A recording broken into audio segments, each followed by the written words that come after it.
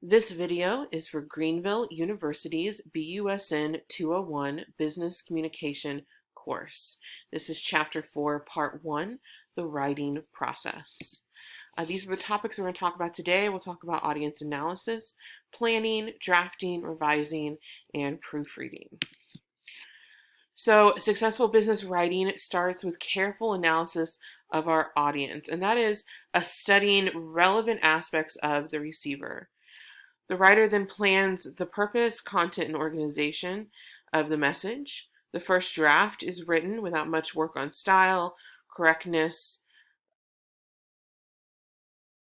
or format, which are addressed in the process of revising. The final stage of writing is proofreading.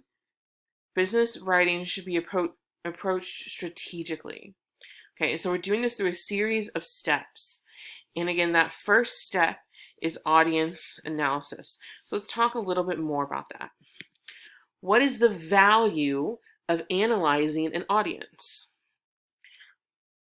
Well, the value of analyzing an audience is we acknowledge that we are generalizing characteristics about the audience. But it's important to understand the audience to determine how best to communicate with them.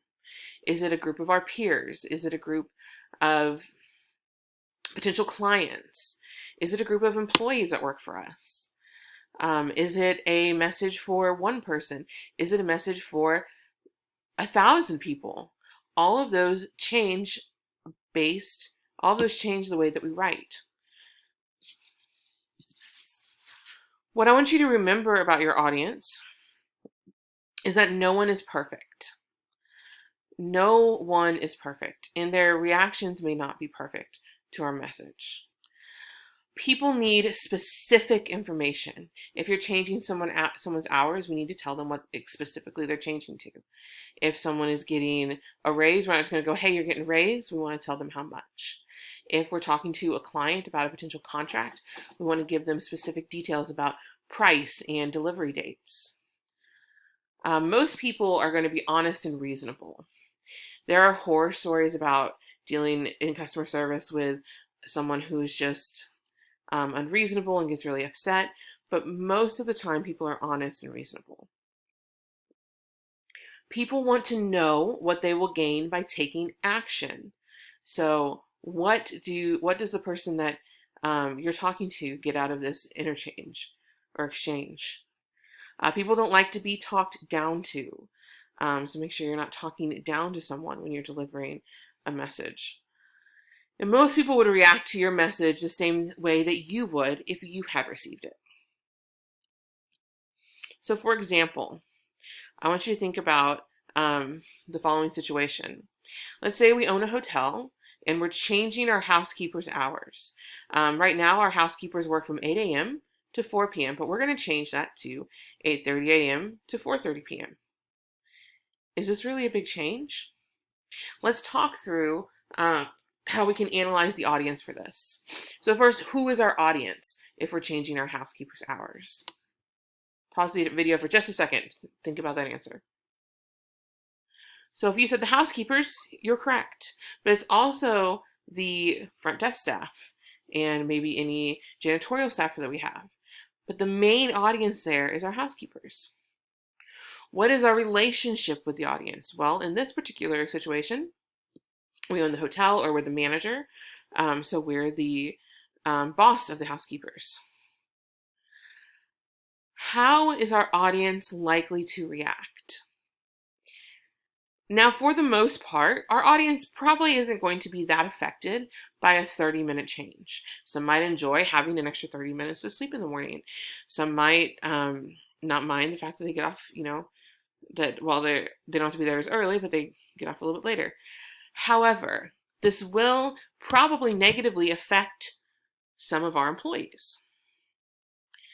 If we have employees that have small children or that are caregivers, there are things in children's schedules that are at set times, like what time they can get on the bus, what time they can be dropped off at school, what time they can be dropped off at daycare. And so all of those things change. Maybe we're the caregiver to someone and we'll have to rearrange our schedule with someone else's, even if it's just by 30 minutes, we can't have that 30-minute lapse in care. So think about how the audience is going to react to that. Maybe someone has a kid that's, plays a sport and their games start at 4:15 every day and they don't want to miss that first part of those games. What does our audience already know? So maybe there have been rumors about changing hours. We want to address those rumors. Maybe they don't know anything about changing the hours. And then what is unique about the audience? So those are all things to think through when we're delivering a message to an audience. And this will work with any particular audience that we're delivering a message to. Let's go on to planning. Planning is a decision-making process about the purpose, content, and organization of the message. So we plan after we analyze our audience. Okay? So the first thing we're going to do when we plan is we're going to identify specific objectives. So let's say that we want to compliment an employee after we observed a difficult customer interaction. The specific communication objective there is to have our employee feel good about the interaction they had with the customer. We want them to know that they handled that situation well and that they can handle that situation like that again in the future. We want that to be an example to other employees. So the plan here might be to write a card. It might be to acknowledge them in a meeting. Okay. If our specific objective is to win business by sending a proposal to a prospective client, our specific objective, that's our general purpose, our specific objective would be to have the client call us for an in-person meeting. So we're going to send them an email and say, hey, we'd really like to speak to you. Could you give us a call before June 30th? Here's a link to our calendar to set something up, or if you could give us some dates that work well for you. All those things are great ways to communicate that specific objective that we want to have an in-person meeting with them.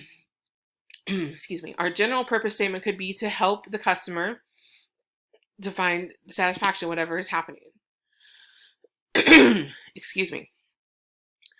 So the specific communication objective there is to help the customer embed a form on their website to give them confidence to do this again in the future. So we're in IT and we're helping them figure out how to do that. Okay. Another way that we can plan content is to use something called a mind map. And you may remember something like this from a long time ago when we were in grade school. I know my school did this with colored pens. We had to have a red, blue, and green pen. And we would write out our main purpose in red. And then in blue, we would write out our next point. And in green, we would write out the supporting points. And that's how we learned to write and plan our content. But it works kind of the same if we think of it like a mind map. We have a message purpose, we have possible points we can talk about, and then all of those possible points have details that we need to discuss. And some of those details might have details. And this mind map can just grow and continue outward. So let's think back to our example of changing housekeepers' hours, and let's provide a reason for the change. So let's say the reason for this change is to eliminate downtime between 8 and 8:30 when few rooms are cleaned. Okay? So that's giving us more details about how to plan the content we're going to share with our housekeepers.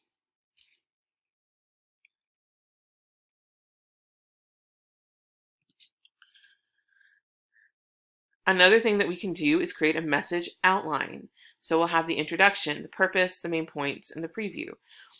This example has to do with a frequent stay program for a hotel. So, purpose. Why should we create a frequent stay program? Reward guests for loyalties, stay competitive, increase profits. Main points. How should we develop the program? Preview. Survey guests by location, project all costs, study competitors' programs.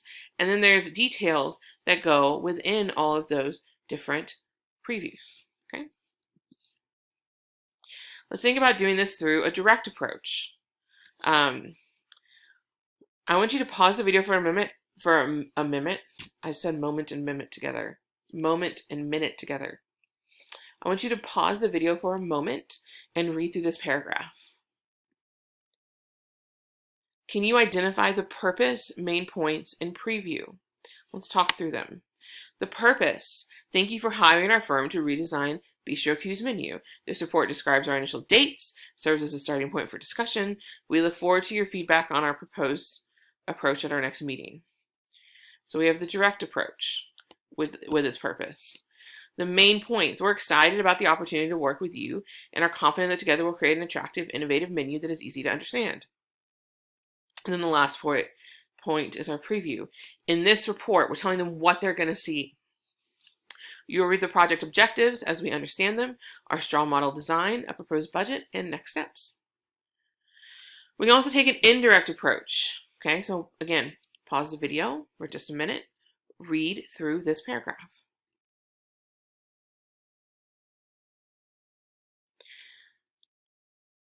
Let's talk about our purpose, main points, and preview. The purpose. Last week, you mentioned that you would like to do something special for our major clients. That's the purpose of this email. Main points. I recommend building a community of our key product users. You'll see the potential benefits of hosting a conference for our top 50 clients, improving the perception of our brand and increasing future sales. So we have 2 main points. Preview. In this proposal, again, we're telling what they're going to see. I'll discuss what other firms are doing and what results they have seen from building client communities. So we can be direct, we can be a little more indirect. All right, that's where we're going to end this particular video. Again, this is part 1 of chapter 4, the writing process for Greenville University's BUSN 201 Business Communication course. Make sure you watch part 2, and we'll discuss drafting, revising, and proofreading in that video.